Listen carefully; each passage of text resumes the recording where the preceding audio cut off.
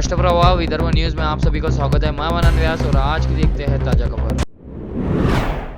सोमवार की रात रविनगर स्थित इंद्रपुरी शाला के समीप हुए तीर्थ गजानन वानखड़े की भीषण हत्या का निषेध करते हुए रविनगर परिसर के सैकड़ों लोगों ने आज राजापेट थाने और पुलिस आयुक्तालय पर मोर्चा ले जाकर नारेबाजी और जमकर प्रदर्शन किया। इस मामले में पकड़े गए तीनों आरोपियों चेतन पिंजरकर, सूरज बगेकर, रोशन पिंजरकर पर कड़ी कार्रवाई कर फांसी दिलाने की मांग बुलंद की। मोर्चे में तीर्थ के पिता गजानन वानखड़े सहित क्षेत्र के नागरिक बड़ी संख्या में और बड़े गुस्से के साथ सहभागी हुए।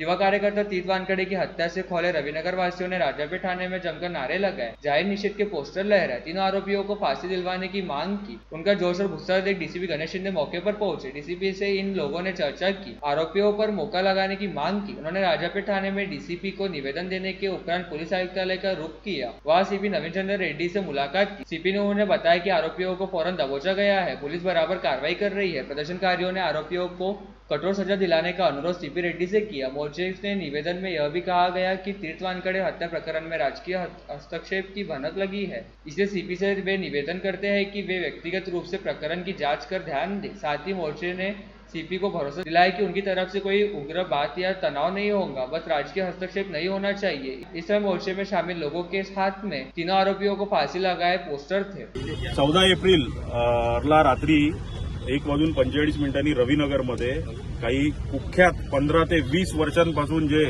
गुन्हेगारीमध्ये सामील आहेत आणि रविनगर, अंबाविहार आणि परराज्यात सुद्धा यांनी गुन्हेगारी केलेली आहे असे रोशन पिंजरकर, सूरज बगेकर आणि चेतन पिंजरकर अशा या कुख्यात आरोपींविरुद्ध कठोर कारवाई करण्यात आली पाहिजे। त्यासाठी आम्ही सर्वजण रविनगर परिसरातील सर्व नागरिक आम्ही या ठिकाणी उपस्थित झालो आहे।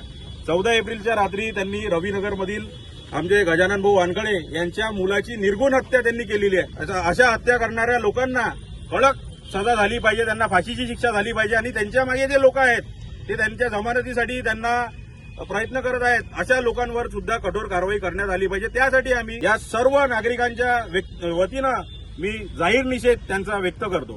मी गजानन वानखडे, तीर्थचा बाप नाही काही तर 2006 पासून रविनगर परिसरामध्ये हे लोक गुन्हेगारी करतात आणि त्याचबरोबर परीक्षेला फक्त माझ्या मुलाला बसावं लागलं, परीक्षेत त्याचा अंत झाला। साहेब, दुःखद घटना, यानंतर कोणत्याही मुलासोबत असं घडू नये, त्यामुळे त्यांचा बंदोबस्त पक्का आणि त्यांना जास्तीत जास्त जेवढी न्यायालय त्यांच्याबद्दल निर्णय देईल तो मोठा द्यावा त्यांनी। माझ्या मुलाचा तर प्राण गेला साहेब, यानंतर कोणत्या मुलाची हानी झाली नाही पाहिजे। मागणी हेच आहे साहेब, बस मोठा निर्णय आणि आरोपींना मोठी सजा झाली पाहिजे, त्यांना फाशीवर लटकवा साहेब। बस हमारे लिए तो बहुत भगवान के जैसा लड़का था, बहुत अच्छा लड़का था, कभी किसी को अपशब्द, उनके पूरे परिवार ने हमको कभी किसी को तराश नहीं दिया। आज उनके लिए हमारा को इतना तराश हुआ उसके बता नहीं सकते हम। इतना बड़ा उनके घर में नुकसान कर दिए उन्होंने, उनके 4 पैसे के लिए उन्होंने धंधा ही उठा रखा मर्डर करने का।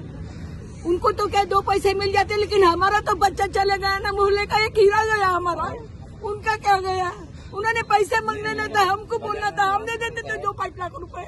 हमारी मांगनी है कि कड़े से कड़ी सजा, फांसी के अलावा कुछ मत दो। अगर 1-2 जने को भी अगर फांसी की सजा दिए तो ये सब सुधर जाएंगे। मर्डर करने वाले ये मर्डर का धंधा उठा रखे हैं उन्होंने, उनके ऊपर के डॉन जो रहते उनको पैसे दिए हुए रहते इनको। जब इनकी इतनी बड़ी हिम्मत होती मर्डर करने की, घर के सुखी नहीं है वो, उनको पैसा मिलता ऊपर से, उसके पीछे का साजिश कौन है वो निकालो पहले। राज्य में गिरते जनाधार से चिंतित उबाटा प्रमुख उद्धव ठाकरे एक बार फिर हिंदुत्व के एजेंडे पर लौट आए हैं। नासिक की एक सभा में शिवसेना प्रमुख उद्धव ठाकरे ने हिंदुत्व की वकालत करते हुए आक्रामक अंदाज में बीजेपी को जवाब देते हुए कहा कि बीजेपी का हिंदुत्व एक झूठी कहानी है। ठाकरे ने एक बार फिर हिंदुत्व का नारा दिया है ताकि उनकी पुरानी वोट बैंक बनी रहे।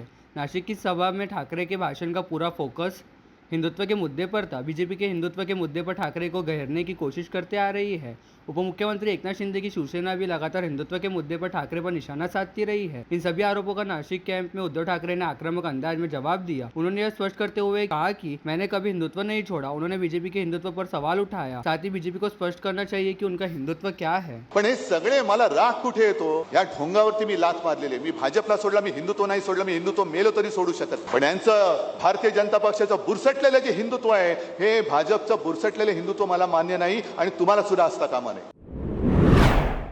किसानों को कर्ज माफी दिए जाने के साथ ही खेती किसानी के लागत मूल्य को कम करने हेतु उपाय योजना को अमल में लाए जाने की मांग को लेकर पूर्व मंत्री बच्चू कडू के नेतृत्व वाली प्रहार जनशक्ति पार्टी की ओर से समूचे राज्य में सत्ताधारी दल के विधायकों के घरों के सामने मशाल आंदोलन किए जाने के बाद राज्य के कृषि मंत्री माणिकराव कोकाटे ने पूर्व मंत्री बच्चू कडू को आज कृषि मंत्रालय में चर्चा हेतु आमंत्रित किया और इस बैठक में कृषि मंत्री कोकाटे ने आश्वासन दिया कि वे किसानों को कर्ज माफी देने तथा खेती किसानी का लागत मूल्य कम करने हेतु आवश्यक उपाय योजना करने से संबंधित प्रस्ताव राज्य मंत्रिमंडल की बैठक में रखेंगे। इस बैठक में प्रहार जनशक्ति पार्टी के मुखिया व पूर्व मंत्री बच्चू कडू ने स्पष्ट तौर पर कहा कि महायुति ने विधानसभा चुनाव के समय सत्ता मिलने पर किसानों को कर्ज माफी देने का आश्वासन दिया था, परंतु सत्ता मिलते ही महायुति के नेता अपनी बात और आश्वासन से मुकर गए हैं।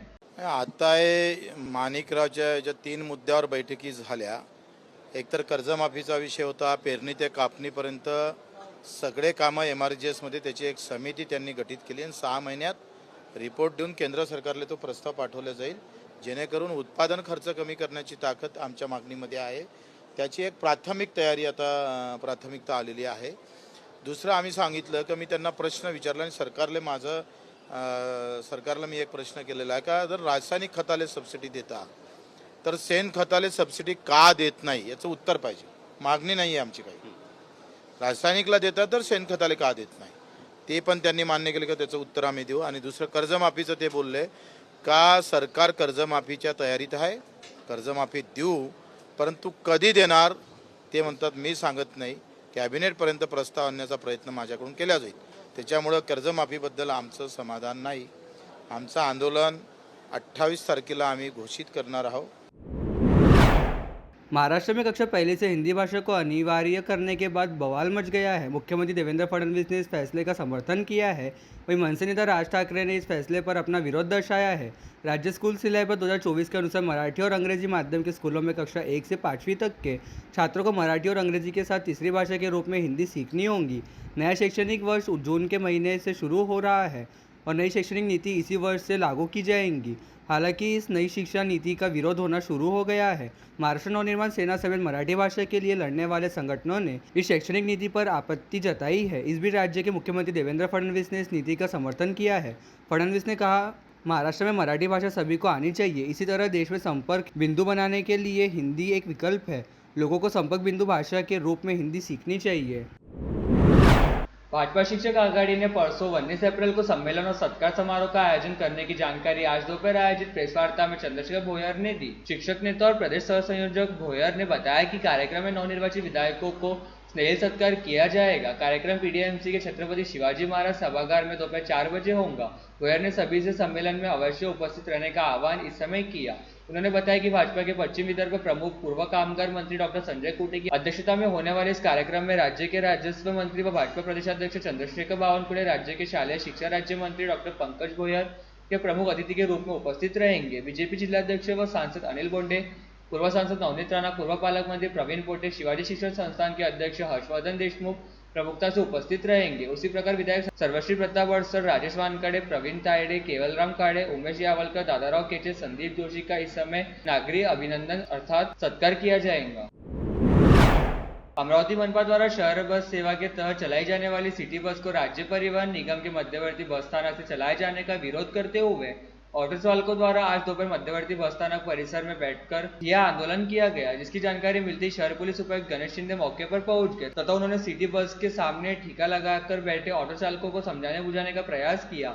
बस सेवा के तहत सिटी बस हेतु साइंस कोर मैदान के पास स्टॉपेज दिया गया है। अमरावती से बडनेरा जाने वाली SCT बस आज दोपहर जैसे ही मध्यवर्ती बस स्थानक के भीतर खड़ी और सवारियां दिखाई दी तो अमरावती से बडनेरा के बीच ऑटो चलाने वाले ऑटो चालकों में रोष व्याप्त हो गया तथा बडनेरा रोड के ऑटो चालकों सहित अन्य रूट के ऑटो चालकों ने तुरंत इकट्ठा होकर बस स्थानक परिसर में खड़ी सिटी बस का घेराव कर दिया तथा सिटी बस के सामने ही जमीन पर बैठकर यह आंदोलन करना शुरू किया। मध्यवर्ती बस स्थानक में निकासी द्वार के पास चल रहे इस हंगामे की वजह से ST बसों के परिचालन का काम भी काफी देर के लिए प्रभावित हुआ। अकोलावासी तापमान बढ़ने के साथ साथ जल संकट से भी परेशान हो गए हैं। कई दिनों से शहर के विभिन्न हिस्सों में जलापूर्ति नहीं होने से नागरिकों को पानी की कमी का सामना करना पड़ रहा है, जिसके विरोध में गुरुवार को शिवसेना ठाकरे समूह ने अकोला नगर निगम पर मोर्चा निकाला। शिवसैनिकों ने आक्रामक रुख अपनाते हुए जल आपूर्ति विभाग के कार्यकारी अभियंता के कार्यालय में तोड़फोड़ की, कार्यालय की कुर्सी फेंकी। प्रदर्शनकारियों ने घड़े फोड़े, और पानी दो जैसे नारे लगाए। अकोला नगर निगम ने 16 अप्रैल से पानी की कटौती की है। 4 दिन बाद यानी 5वें दिन पानी की सप्लाई शुरू हुई। इस बीच शहर के मलकापुर इलाके में हर 10 दिन में पानी की आपूर्ति हो रही है। इसके विरोध में आज ठाकरे समूह ने मलकापुर के नाराज नागरिकों के साथ नगर निगम पर घाघर मोर्चा निकाला। घाघर मोर्चा ठाकरे समूह के पूर्व नगर सेवक मंगेश काले के नेतृत्व में आयोजित किया गया था। उन्होंने शिवसेना की स्थानीय महिलाओं को साथ लेकर सिर पर घड़ा रखकर नगर निगम के जल आपूर्ति विभाग पर धावा बोल दिया। अमरावती सरकारी शेतकरी खरीदी बिक्री संघ के पूर्व अध्यक्ष द्वारा दिए गए इस्तीफे के चलते रिक्त हुए अध्यक्ष पद हेतु कल 16 अप्रैल को चुनाव कराया गया। इस समय खवीस के सभी 13 संचालकों की उपस्थिति के बीच नीलेश उर्फ अभय विलास महल्ले का अध्यक्ष पद पर सर्वसम्मति से चयन किया गया। राजाभाऊ देशमुख, सुनील वराडे व सुनील मानकर के मार्गदर्शन में हुए अध्यक्ष पद के चुनाव में नीलेश उर्फ अभय महल्ले का नाम सूचक के तौर पर संचालक गणेश कडू द्वारा प्रस्तुत किया गया। इसका अनुमोदन पद्माकर धोटे, प्रभारी अध्यक्ष मुकुंद देशमुख, मानद सचिव संजय महला, पूर्व मंडी सभापति प्रफुल्ल राउत, पूर्व अध्यक्ष प्रशांत कालबांडे, संजय भुयार, संजय निचित, प्रवीण अब्रुक, भास्कर मोहोड, ज्योत्सना महल्ले, वैशाली राणे द्वारा किया गया। इसके चलते व्यवस्थापक संजय इंगले की उपस्थिति एवं चयन प्रक्रिया हेतु प्राधिकृत अधिकारी सहायक निबंधक सहकारी संस्था RR यादव की अध्यक्षता में नीलेश उर्फ अभय महल्ले को निर्विरोध अध्यक्ष निर्वाचित घोषित किया गया। पुसद शहर में बांग्लादेशी नागरिक अवैध रूप से रह रहे ऐसे नागरिकों के खिलाफ मामला दर्ज करने की मांग को लेकर पुसद सिटी पुलिस स्टेशन में बीजेपी नेता किरीट सोमैया ने धरना दिया। सोमैया अपने साथ कुछ सबूत लेकर आए। उन्होंने पुसद शहर के बांग्लादेशी नागरिकों को फर्जी जन्म प्रमाण पत्र जारी करने वाले अधिकारियों और कर्मचारियों के खिलाफ कार्रवाई करने का निवेदन पुसद शहर पुलिस स्टेशन में दिया। सोमैया ने दावा किया कि पुसद शहर में 50 फर्जी बांग्लादेशी है और उनके पास फर्जी बांग्लादेशी जन्म प्रमाण पत्र है। सरकारी विभाग में कार्यरत एक अधिकारी की बदली होने पर सामान शिफ्टिंग के दौरान 5 लाख रुपए के गहने चोरी जाने की घटना गाड़गेनगर पुलिस स्टेशन अंतर्गत घटी। पुलिस में महिला ने दी शिकायत के अनुसार फरियादी के पति की बदली होने से उन्होंने जैन नामक व्यक्ति से सामान शिफ्टिंग हेतु कहा था, जिसके बाद उन्होंने ट्रक तथा 8-10 मजदूर भेजे थे। फिरियादी महिला ने अपने सारे जेवरात एक काली बैग में भरकर बैग उनके निजी कार के सीट के नीचे रखी थी, जो किसी अज्ञात ने चुरा ली। फिरियादी की शिकायत पर पुलिस ने अज्ञात के खिलाफ अपराध दर्ज करते हुए तहकीकात शुरू की। और लेटेस्ट न्यूज़ देखने के लिए राष्ट्रप्रभा चैनल को लाइक और सब्सक्राइब कीजिए।